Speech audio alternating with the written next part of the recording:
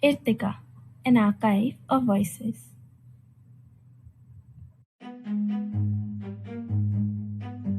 Best advice I've ever received is whenever someone gives you advice, you don't have to take it.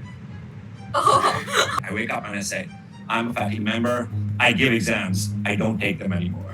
Okay, so that gets Provoking everyone to think more, to think more, to think more. if we made a mistake, we got a thappar.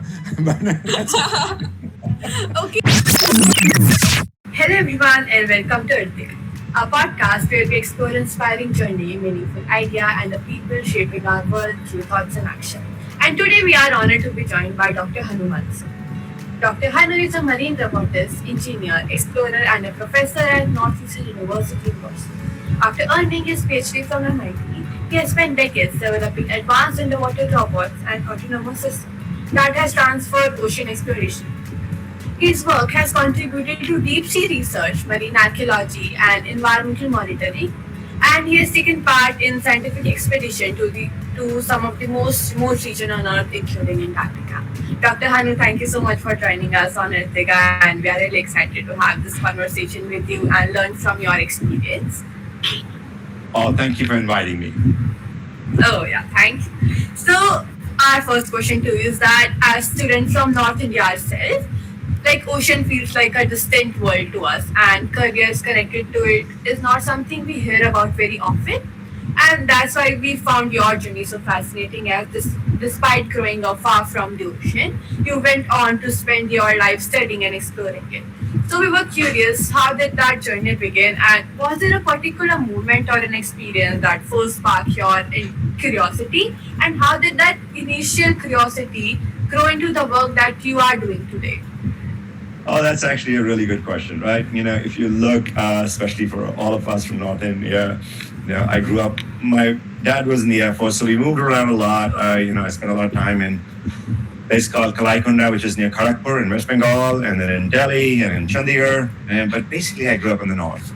I had been to the ocean once in my life before I started, studying oceanography. And however, in Chandigarh we have a lake, so I used to go sailing, and I love the water, and I love the mountain. And now that you mentioned it, there's a couple of things which are kind of interesting when we think about India and all its roots, right? We're the only country in the world that has an ocean named after it. Okay. Yeah. And yet we don't, if I ask most people, where are the Himalayas, they'll easily point them out, right? But there are these huge mountain ridges in the Indian Ocean that people don't know about. Okay, there's the Triple Junction. There's the 90-degree East Ridge. Okay, and so there are all these features, all this stuff. Think about the monsoon which runs our lives, all of India, right? Is basically, coming out of the Indian Ocean. So there are all these things that we need to know about. And for whatever reason, we do work in the ocean. There's the National Institute of Oceanography. There's all these other places. But it's not high on our priority list because a lot of us don't live right now. So for me, what happened, like I said, I'd been in the ocean once in my life. I grew up in Chandigarh. I did 1 year in engineering college. And we can talk about that later. In Punjab Engineering College in Chandigarh. And then I moved to the US. And in the US, I was going to this large school called George Mason University. It was a state university. And, between my junior and senior year, which is between my third and fourth year, I wanted to do an internship. And most of the internships, and I was doing well at George Mason, and most of the internships would go to people who were working in the defense sector. And they didn't want a non-US citizen in the defense sector. And the person who was running the internships, she was, she became a very good friend, and she said, I will get you an internship. I don't care what these people do. And then she said, hey, there's this place called Woods Hole Oceanographic Institution. They're looking for interns. Why don't you apply there? And I did. And long story short, I got in there. And those 3 months, transformed my life. Before that, I was going to do just like everybody. I was doing computer science and electrical engineering. I was also doing philosophy, and we can talk about that as well. But I was going to do computer architecture, right? And then when I went there, I loved what was going on, and I saw a talk by someone who was doing robotics underwater. And I started chatting with that person. Turns out that person became my advisor, and I joined his lab, and and the rest is history. So that's how I went from having been in the ocean once in my life to becoming an oceanographer. And the point to make is there's lots of random things that happen. Okay, and they can be good and they can be bad. Okay. And the whole thing to do is, and so let me talk about some of the some of the things which were not so good, right? So when I was in high school, and there's two things there which are kind of funny. One is now you look at your school, it's really nice to see everybody being interdisciplinary, right? In our times, if you were smart, you became an engineer or a doctor. If you were not that good, you went into commerce. And if you were really a dumbo, you did arts. Okay? And then, and that's just completely and absolutely wrong. Okay? There's no ways around it. It's completely and absolutely wrong. Okay? So I didn't want to become a doctor because I couldn't draw. And biology, you had to draw a lot, right? Okay, it's fine. And then I took the IIT JEE. In those days, IIT JEE had only 2,000 people were admitted, right? And there wasn't a main and a separate. There weren't two exams, there was one exam. And our class, which was, I went to a really nice school called St. John's High School in Chandigarh. We had 60 people in our graduating class, 2 sections of 30 each. And we had like 4 or 5 of those come in the top 100. The person who was number 1 in the country was a good friend of ours, Vineet Gupta, who's still a good friend of mine. Okay. And I was doing reasonably well in school and I didn't get in. Okay. And that was a big disappointment, right?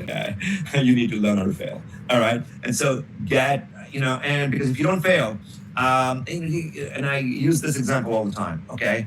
Let's think about the pinnacle of medicine, okay?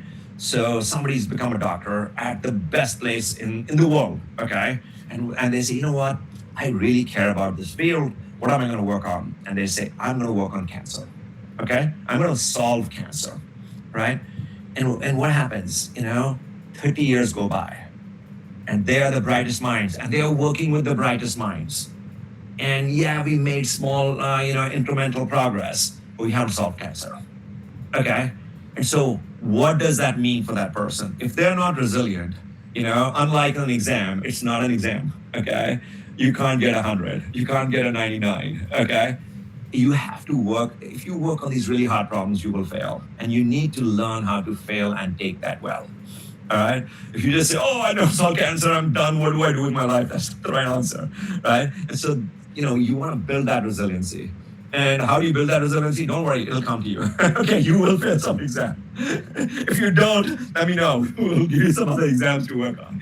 Okay, so that's what you want to think about. Think about failing, and yeah, it hurts. Don't get me wrong. You get a bad grade, it hurts. I'll tell you, I went to MIT, okay, and I'm taking this class. And when I was at George Mason, I'm reasonably good in my studies. If I did badly in an exam, I'm like, okay, you know what? Instead of that A, I'm going to get, an A minus, maybe a B plus, whatever, right? I'm going to be fine. I go to MIT, and that first exam, it was probability class, and I just, bombed it. It didn't go well, right? And probability class, they show you a curve, right? They show you a curve of all the grade distribution. And they say, oh, if you're here, no worries. If you're here, you better, pull up your socks. Oh, and there's a tail right here. If you're here, come and talk to the TAs, okay? Holy cow, I'm on that tail right there, okay? I did well in that class, but, it's interesting to watch, right? You will get those opportunities. Don't panic. Take them seriously. And then the flip side of that is also, there's a lot of randomness in the world, okay? There is, people, here's a great example, right? So, and the two good examples that I want to talk about. One of them is, my nightmare because of all this exam culture in India is the following, right? Is I'm sleeping, I'm dreaming, I go to school, I can see the corridor at St. John's High School, I go in there, I'm prepared for my math exam, which I'm very good at, and it's a history exam instead. Okay, and I haven't studied history at all. And I'm like, oh my God, and I wake up in a sweat. And I'm like 50 years old, okay? Oh, what's going on, okay? So then, that's an exaggeration. Maybe I'm 30 years old, okay? But then after I became a faculty member, this is what I do, all right? I wake up and I say, I'm a faculty member. I give exams. I don't take them anymore. Okay, so that gets rid of that dream.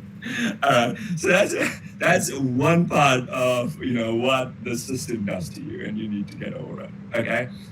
There's another part which is people often come to me and say, "Hey, I want to be in your lab."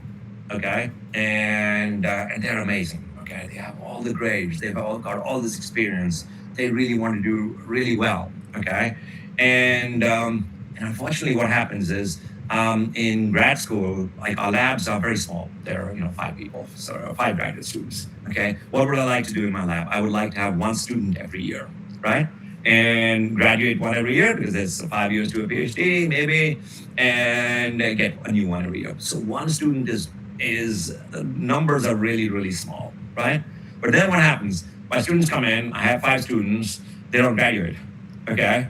And then I have a 6th student, and they still haven't graduated because of various reasons, okay? And I'm like, okay, now admission season comes along, and there are these amazing candidates, okay? And I'm taking 0, okay? And what does that say to the candidates? Nothing, it's just random, okay? And then what happens? Next year, 3 of them graduate. I don't want to take 3 new students, but I'll take 2. Okay, and so just depending upon the year you applied, suddenly your chances went from 0 to much better. Okay, and so what was that? That's all random. Okay, and so there's all these different things that are happening in your life. All right, that are going to happen to you and to everybody who's listening to this. And we just want to take advantage of when things go your way, and when things don't go your way. It's hard to smile, but keep smiling and do that. Yeah. Thank you, Professor, for sharing that. So, Yeah. Anu sir, so basically I had the opportunity to sit in your classes, and one thing that really stood out to me was how interactive and inquiry driven the learning experience felt. So basically I was in the robotics session with you, and the way you taught robotics, like what is robots, with the help of wheelchair, and just like it was rather than simply delivering information, the classroom seemed to encourage students to think, question, or engage actively with ideas. So if any of the educators listening to this podcast, if they want to create or design such learning environments that move beyond passive instruction and help students become more active participant in their own learning, so how can they do so? So that's a great question. And so when we look at professors at a university as they're evaluated for promotion, they're evaluated on various characteristics, and one of them is teaching. Okay, and now the good thing about teaching is when you come in first time as a what we always say is the first time you teach the class it's pretty bad. Okay, second time it gets better, third time it gets okay. And then by the time you teach it for the 5th time, you get bored with it yourself. So you have to change it. Okay. And so now, when these new professors come in, some of them are not very good at teaching, but teaching is something that can be taught. Okay. Where did I learn how to teach? When I went to MIT, they had some of the best. I mean, they're doing very, very good research, but the quality of teaching there was phenomenal. Okay. And so when you're exposed to that, that's when you say, okay, you know what? Professor Al Oppenheim, he would always win all these awards for teaching. This was his methods. All right, I'm going to teach based on his methods. Okay, and I'm teaching a completely different subject, and I'm not going to get to his level right away, but I'm at least going to say, okay, he had this classic line which I took over. Right? Yeah. If you don't ask me questions, I'll ask you questions. Okay, so that the class is never silent. I'm not just delivering, stuff on the board. We want it to be a little interactive, right? Keep everybody awake. Okay. So as you have already mentioned about mistakes and failures, so like as students, like as you have said, like we are often told that making mistake is an important part of our learning.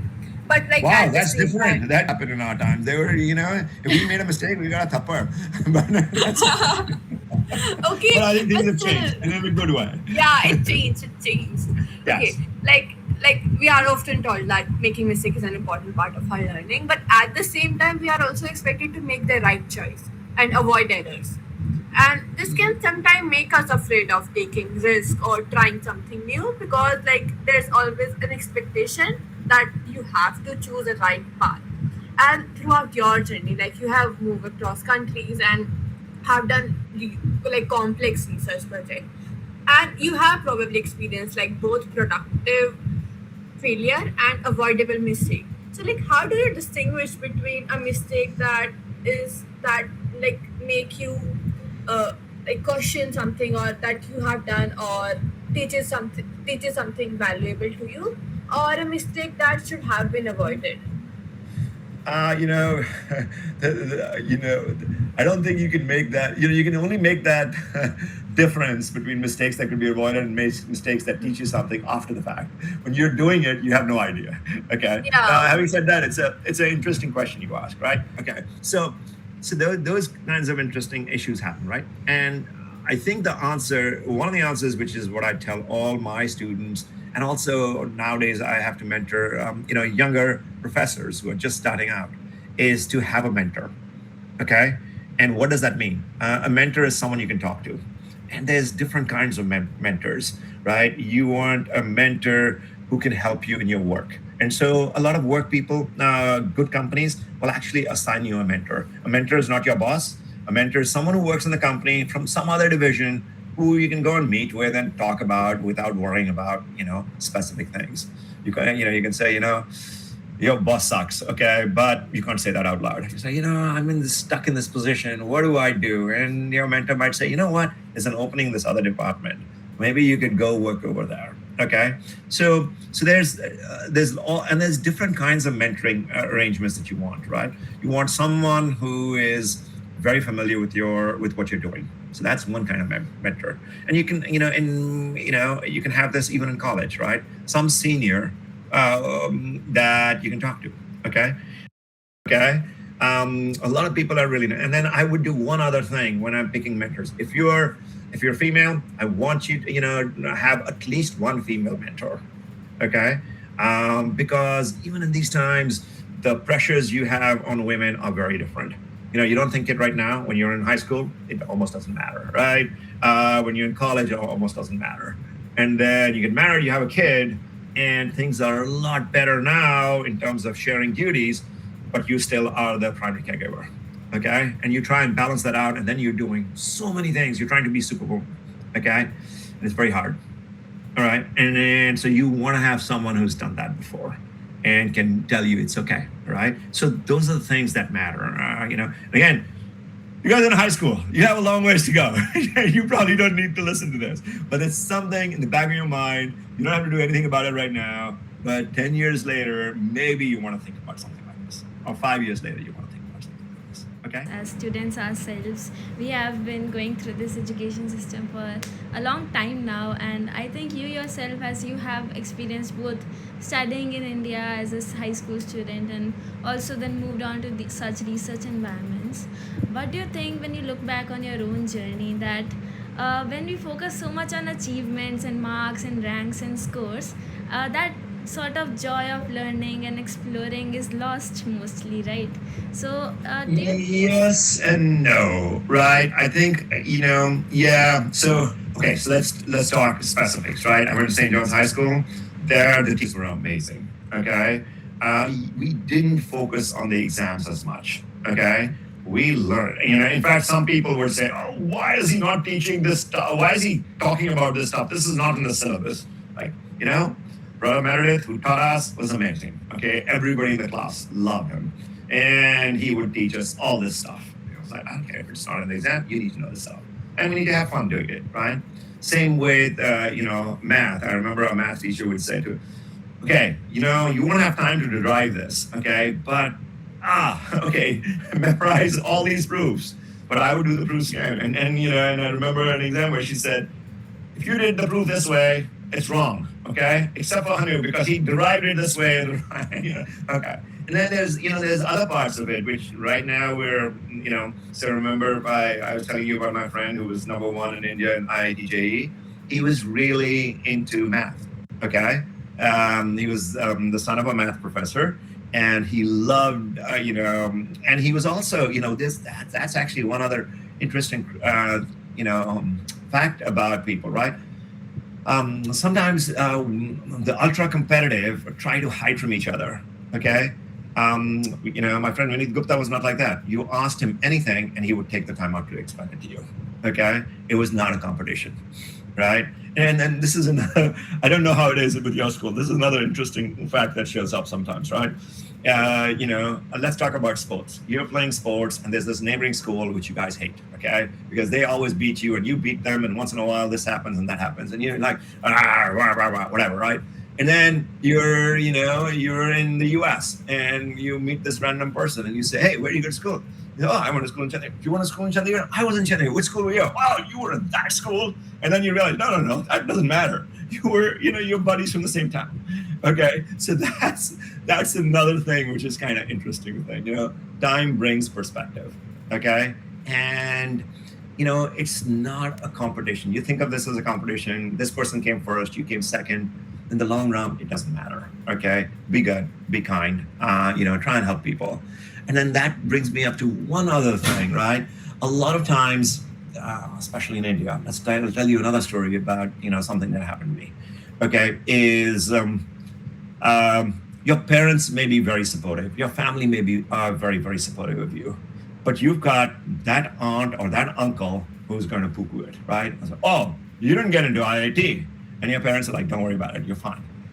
Why didn't you get into IIT? You didn't study enough, did you? Huh? You should have gone to Kota and spent 2 years out there. What problem is it of theirs? Okay? But it still hurts. And your parents are trying to mellow you out about it, but it's still wrong, right? Are there any particular project or breakthrough that have stayed with you, and not just because of the result, but because of what the process revealed about how people learn and create something new? And how do those experiences? I really like that question. So I'm going to answer that two different projects. Okay. So one project was, I was a young assistant scientist, and the head of our lab was a guy called Bob Ballard. He found the Titanic. Okay. And we were going out and we were looking at underwater archaeology in the Mediterranean, and people didn't really believe that, in ancient times that the Romans and the Greeks and the Phoenicians crossed open waters. They thought that they always hugged the coast. And he said, no, that can't be true. And so he went about going through the theory and then putting it into practice. And eventually in the late 90s, we found all these shipwrecks in deep water. Okay. And so that was amazing for lots of reasons. One, Bob is a very, very good leader. Okay. And then it was a very interdisciplinary team. We had, archaeologists. We had people, once we pick up objects from the deep sea, we have conservation people. We have engineers. We were building the next generation of robots at that time. We were just experimenting with new ways of doing imaging. So all that was, always stood out. And then what also stood out is, in the end, how, there were a couple of interesting things that came out of this, right? Which I learned, right? And it came back later. One of them is, for instance, National Geographic was out on those cruises and they were doing documentaries, okay? And when you saw the documentary later, it was always about Bob Ballard, okay? And there was a team of 20 people and maybe a couple of the archaeologists. And then you're like, some people would say, oh, but Bob is always trying to take the credit and stuff like that. And he would try and explain this to you, but after a while, he stopped explaining it. And so sometimes things, when you look at things, they come, you have to look at them differently. If you're a TV producer, okay, then you can't do a 1 hour documentary with 30 people on it. You can't introduce 30 people because the audience won't get it, okay? So you always set the problem up so that it's 1 or 2 people, maybe 3 people at most, but 1 or 2 people. So that's what was happening on the National Geographic documentaries, right? And Bob was explaining, it's not me, you have to understand this is the process, right?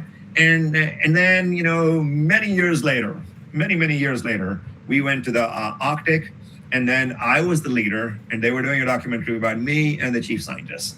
And I had explained this to my students, right? I'm like, look, we're a team, okay?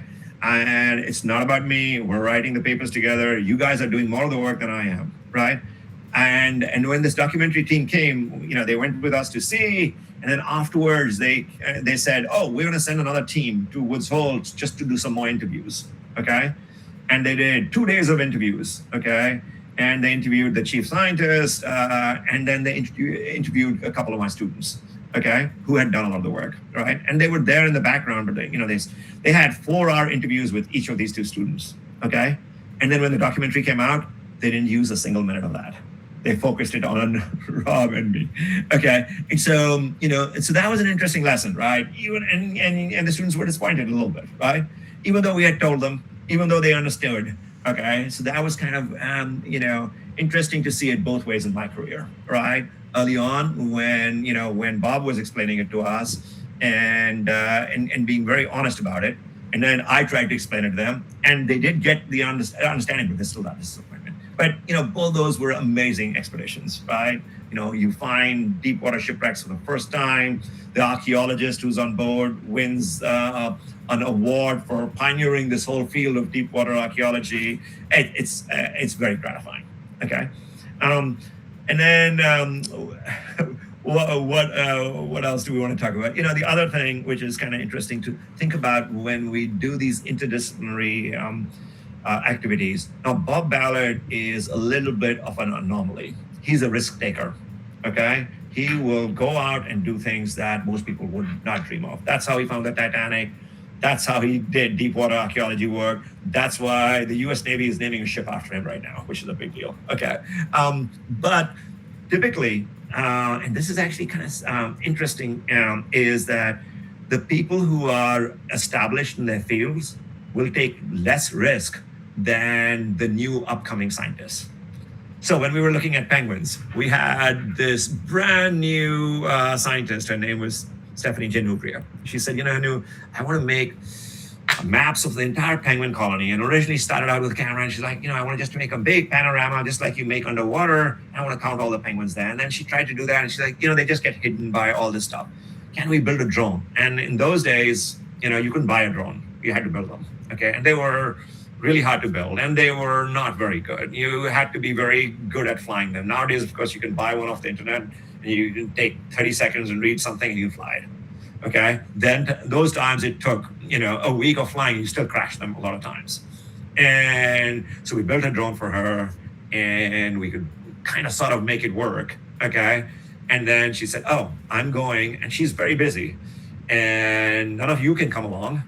And why don't I learn how to fly the drone? And she didn't have time to fly the drone. She flew the drone a couple of times, crashed it a couple of times. And I'm sitting there saying, oh my God, what's going to happen, right? And that first expedition did not go well, okay, for lots of reasons, not just the drone. Okay, and I'm thinking to myself, there's Stephanie. She is an amazing person. She has put her whole career on this. She's not going to get tenure, and she's going to have to leave the field because our drones didn't work, okay? And turns out in the end, it all came together. She is now a very, very famous scientist. She does amazing work. Okay, but the fact that she was the one taking all this risk, okay, is kind of interesting. And we've seen it time and time again. Mostly it's the young people who are getting out because they've seen what's already out there. They want to do something slightly different, and they're ready to take risks. And it's the worst time in your career to take risks when you're still trying to, establish yourself. Because if you fail at that point, it's much harder, right? So that's a kind of interesting thing to think about as well. Now let's start a rapid fire round. So basically I'm going to ask a very short question, and you have to answer it within one word or maybe one sentence, as short as you can. It will be just be fun. I have verbal diarrhea. I cannot answer it. No, just okay. We'll go with it. It'll just be very fun questions you can answer. So one question about the world that you're currently most curious about. Ocean. Okay. If students could leave school with only one skill, what should it be? Ooh, 2. Writing and math. Writing and math. Okay. What do you think is the most important trait for an explorer? For an explorer, I don't know very many explorers. I'm just kidding. For an explorer, resiliency. Getting out of failure mode. Yeah. A place place on earth that you still dream of exploring? You know, I have to say the one place on earth I wish everybody could go to. I've been there multiple times. I would go back there in a heartbeat. Is Antarctica. Mm. And a place that you still dream of going to that you haven't? Oh, I haven't been to Ladakh. I want to go to Ladakh really badly. Yes. Okay. A book that has stayed with you for years and that you really love? Ooh, there's several. If I were to turn my camera around, you would see lots of them. What's one book that stayed with me for a long time?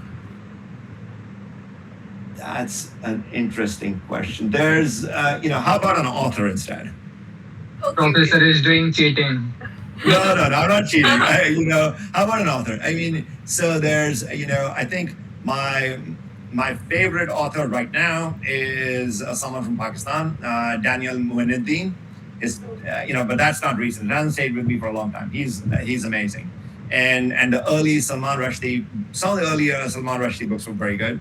Like Harun and the Sea of Stories is probably one of the books which was right up there. And then I think the other thing I used to be really partial about is a book called All Quiet on the Western Front, which is about the First World War. And it's wars are ugly, and he portrayed it so well without all the honor and all the BS that people make about it. Okay. Yeah, thank you. So now, best advice you've ever received? Best advice I've ever received is whenever someone gives you advice, you don't have to take it.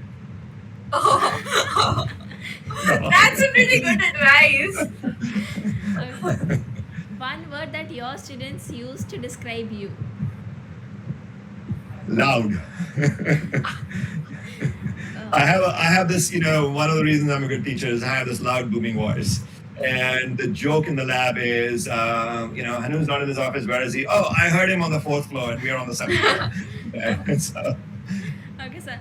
We've asked you a lot of questions. So my last question to you is that what's one question that nobody asks you but you wish they would? one question that nobody asks you. Here's a question that that should help guide you independent of what you're doing. Okay. And we try and do this in class as well, as Rahul will tell you maybe, is when you're, we're all going to go down different career paths. But whatever path you do, think about, what social good you can do for someone, okay? And then there's this concept of passing it along, right? I will guarantee this for you unless, something really bad happens, all of you are going to do really well, okay? 10 years from now, 15 years from now, you're all going to be awesome, okay? Just because of the way you all are, right?